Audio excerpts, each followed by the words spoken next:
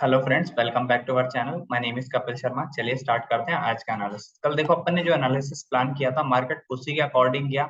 अपने को कुछ अच्छे अच्छे अच्छे ट्रेड भी मिले जिसमें अपन ने प्रॉफिट अच्छा कमाया भी होगा अगर किसी ने अच्छे लॉट में काम किया होगा, और normal lot as a learning भी काम किया होगा तो भी आपको कुछ ना कुछ कॉन्फिडेंस मिला होगा, कुछ अर्निंग मिली होगी। मैंने क्लियर कट आपको बोला था, ये स्विंग जैसे ही क्रॉस हो, 15 मिनट का कैंडल क्लोज करे, देन मैं यहाँ पे स्टॉप लॉस डाल के अपना ट्रेड प्लान कर सकता हूँ। और मैंने आपको बोल रखा है निफ्टी यहाँ तक भी आ सकता है। अभी भी मुझे चांसेस दिख रहा है कि 18,000 के समथिंग तक निफ्टी आ सकता है, क्योंकि यहाँ पे एक फॉर्मेशन मुझे देखने को मिला। ये कन्वेंशनल क्लोजिंग नहीं थी। इसके बाद यहाँ पे एक बियरिश क्लोजिंग आई, एंड देन ये अगेन नीचे आ रहा है। अगर सेलिंग थोड़ा शार्प होनी होगी तो यहाँ तक मार्केट को आना ही चाहिए। और अगर मार्केट ने इस लेवल को भी ब्रेक किया, देन मार्केट यहाँ तक आ सकता है।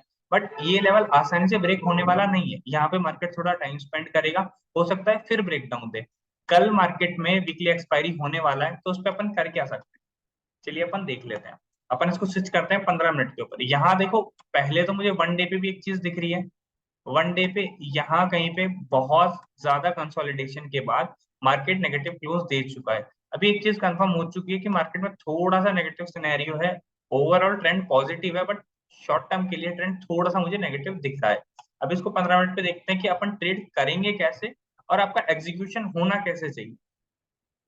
देखो, अगर कोई नॉर्मल ट्रेडर भी होगा तो वो कर ये सकता था आज के डे पे।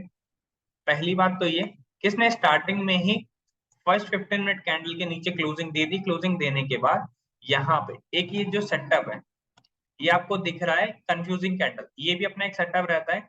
अगर उसके अकॉर्डिंग भी ट्रेड किया होगा तो भी अच्छा बेनिफिट मिला होगा। और एक प्राइस एक्शन मुझे क्या दिखा रहा था कि मार्केट नीचे आया, फिर अप गया, फिर ब्रेकडाउन। लोग यहाँ पे भी ट्रेड लेके जा सकते थे, अगेन मार्केट नीचे, फिर अप, फिर ये ब्रेकडाउन। लोग यहाँ पे भी ट्रेड लेके जा सकते थे। यहाँ पे स्टॉप लॉसेज है और मिनिमम 1:2 का अपना टारगेट रहेगा। और 1:2 का, इसमें 1:3 तक का भी टारगेट मुझे देखने को मिल रहा है। तो अभी अपन कर क्या सकते हैं एक्सपायरी के ऊपर, चलो इसको थोड़ा जूम इन अपन कर लेते हैं। और मार्केट ने यहीं से सपोर्ट क्यों लिया, इसका भी कुछ ना कुछ लॉजिक होगा। देखो, यहाँ पे मार्केट क्या कर रही है, यहाँ कहीं के समथिंग तक मार्केट में एक सपोर्ट है, नो डाउट। आप कर ही सकते हो, इसके हाई को अगर ब्रेक करे, ये वाला जो लेवल है निफ्टी का, या तो इसको ब्रेक करे या फिर इस स्विंग को ब्रेक करे। जनरली होता क्या है ना, एक्सपायरी के ऊपर, अभी देखो इस चार्ट को देख के अपने को एक चीज दिख रही है। जो सेलर है, सेलर के लिए ये एक स्विंग है, ये एक स्विंग है, और बायर के लिए एक स्विंग ये वाला है। अगर ये लेवल नहीं निकलेगा तब तक सेलिंग नहीं आएगी, ये लेवल नहीं निकलेगा तब तक बाइंग नहीं आएगी। ऐसा क्यों होता है? ऐसा जनरली इसलिए होता है, अगर मान लो आपने भी सेल किया है तो आप क्या करते हो, जब आपने यहाँ कहीं पे सेल किया, यहाँ पे जब आपने सेल किया होगा तो आपका स्टॉप लॉस यहाँ पे होगा। फिर मार्केट ने यहाँ पे प्राइस एक्शन फॉर्म किया, फिर ये डाउन ब्रेकडाउन दे दिया, अभी आपका स्टॉप लॉस यहाँ पे आ जाता है। अगर यहाँ पे भी कोई स्विंग बना के ब्रेकडाउन आता तो फिर स्टॉप लॉस यहाँ पे आ जाता। सेम मैं बोल सकता हूँ यहाँ पे कि जो सेलर है उसका स्टॉप लॉस यहाँ पे है, और जो बायर बाय करा के यहाँ से ऊपर लेके गए हैं तो बायर का स्टॉप लॉस यहाँ पे है। अगर ये वाला लेवल ब्रेक डाउन होगा, देन मैं बोल सकता हूँ कि एक फ्रेश लो आ रहा है मार्केट में और अपन सेलिंग की तरफ जा सकते हैं, क्योंकि बायर ट्रैप हो रहे हैं।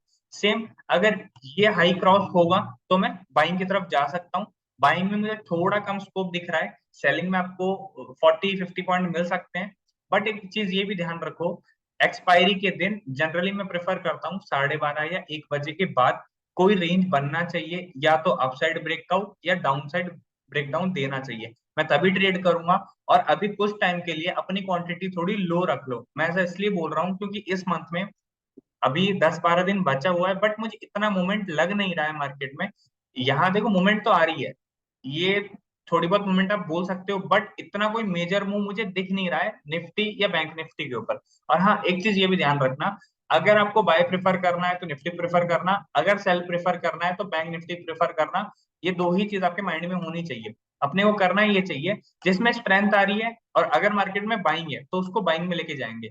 जिसमें वीकनेस है और मार्केट में सेलिंग है तो उस चीज को मैं पहले सेल करना प्रेफर करता हूँ। जनरली मेरा व्यू ये रहने वाला है निफ्टी के ऊपर। यानी कि ये स्विंग अगर ब्रेक करे, एक कैंडल का क्लोजिंग आएगा, देन मैं 40-50 पॉइंट के लिए, 60 पॉइंट के लिए जा सकता हूँ। और अगर ये स्विंग ब्रेक करेगा तो मैं यहाँ तक का टारगेट ले सकता हूँ। सेम अपर साइड भी मुझे 40-50 पॉइंट ही मिलने वाला है, इससे ज्यादा मुझे नहीं चाहिए। एक्सपायरी को जनरली मूवमेंट ऐसा ही रहता है। और कल के डे पे अगर कोई सेफ ट्रेडर है तो ट्रेड ना करना भी बेटर है। 12:30-1 बजे के बाद आओ, अगर कोई अपॉर्चुनिटी दिखती है तो ट्रेड करेंगे, अदरवाइज ट्रेड नहीं करेंगे। अभी अपन चलते हैं बैंक निफ्टी के ऊपर। बैंक निफ्टी मुझे क्या दिखा रहा है? बैंक निफ्टी में मुझे एक चीज दिखती है। देखो बैंक निफ्टी ने भी यहाँ कुछ डब्लू टाइप कुछ बनाया है।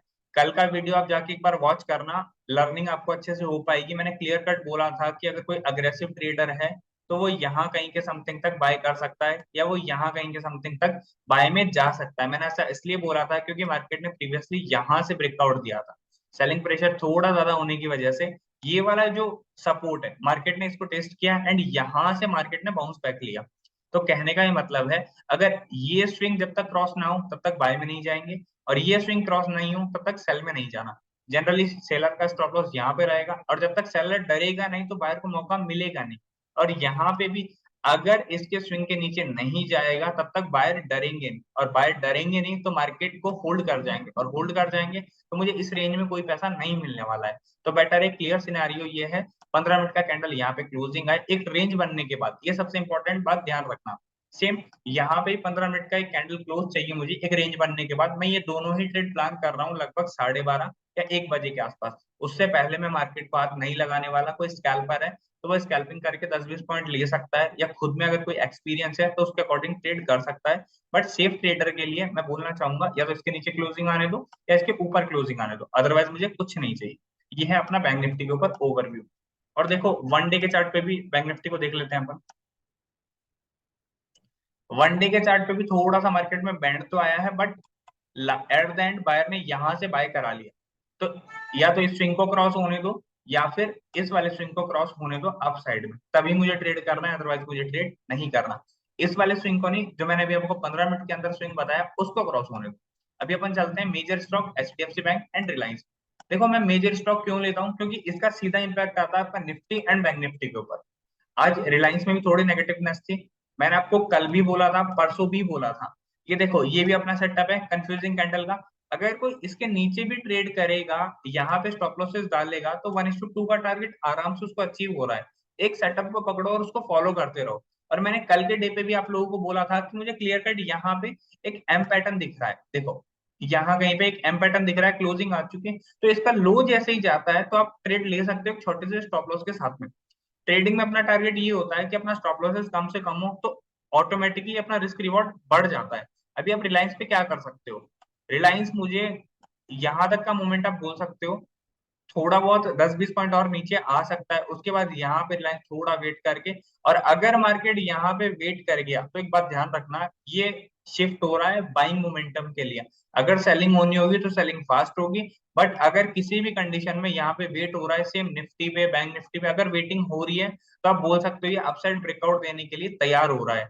तो अगर एक आध दिन में, जैसे मान लो कल के डे पे अगर 43,600 के आसपास या 500 के आसपास, 500 के नीचे, 43,500 के नीचे अगर बैंक निफ्टी की क्लोजिंग आ जाती है, इस चार्ट पे लेके चलता हूं मैं आपको। अगर इसकी क्लोजिंग इस स्विंग के नीचे आना स्टार्ट कर देती है, तो आप ये बोल सकते हो सिनेरियो थोड़ा सा चेंज हो चुका है, मार्केट यहां तक भी फॉल हो सकता है आने वाले टाइम में। कल और परसों का डे इंपॉर्टेंस रखिएगा मार्केट के लिए। अगर इसके नीचे कहीं क्लोजिंग आएगी तो बियर लेके जाएंगे, अदरवाइज यहाँ अगर होल्ड कर रहा है तो आपको ये दिख रहा है प्रीवियस टाइम यहाँ से मार्केट नीचे आया था, और रेजिस्टेंस के ऊपर मार्केट वेट करता ही करता है, और करने के बाद अगर ब्रेकआउट आ रहा है तो ये बहुत हेल्दी ब्रेकआउट है मार्केट के लिए। इस मंथ में मुझे मोमेंट थोड़ा सा कम लग रहा है अभी के लिए, तो अभी थोड़ा सा ट्रेड करना भी अवॉइड करो, बट फिर भी एक लेवल आप वॉच कर सकते हो, एज अ लर्निंग लेके जा सकते हो। अभी मैं आपको बता रहा था रिलायंस के बारे में। तो रिलायंस भी एक यहाँ तक का आप स्विंग मान सकते हो, और 24-16 के आसपास। एंड एचडीएफसी बैंक पे भी चलते हैं अपन अभी। देखो एचडीएफसी बैंक में मैंने क्लियर कट आपको बोला था, अगर ये रेंज कोई भी रेंज बनती है और उसका ब्रेकडाउन या ब्रेकआउट होता है तो मैं जनरली वहां ट्रेड करना प्रेफर करता हूँ। मैंने आपको ये बोल रखा है कि ये वाली जो रेंज थी, अगर उसका कोई ब्रेकडाउन आता है तो मैं ट्रेड करने वाला हूँ। यहाँ पे तो आपको क्लियर कट एक एम पैटर्न टाइप दिख रहा है। यहाँ पे भी अगर कोई लोग स्टॉक में ट्रेड करते हैं तो यहाँ पे भी ट्रेड लेके जा सकते हो। यहाँ पे स्टॉप लॉसेस और 1:2 मेरा टारगेट, जो कि इस ट्रेड में आसानी से देखने को भी मिला है। देखो रिस्क रिवॉर्ड फॉलो करते चलो, और मार्केट में एक कंडीशन दे दो कि हाँ मुझे इसके ऊपर बाय करना है, इसके नीचे मुझे सेल करना है। अदरवाइज मार्केट कुछ भी करेगा, मुझे हाथ नहीं लगाना, चाहे बैंक निफ्टी 1000 पॉइंट जाए, 2000 पॉइंट जाए, मुझे उससे मतलब नहीं है। अगर आपको ये एनालिसिस अच्छा लगा हो, साइकोलॉजी पॉइंट अच्छे लगे हो, तो please like, subscribe and share. Thanks for watching us.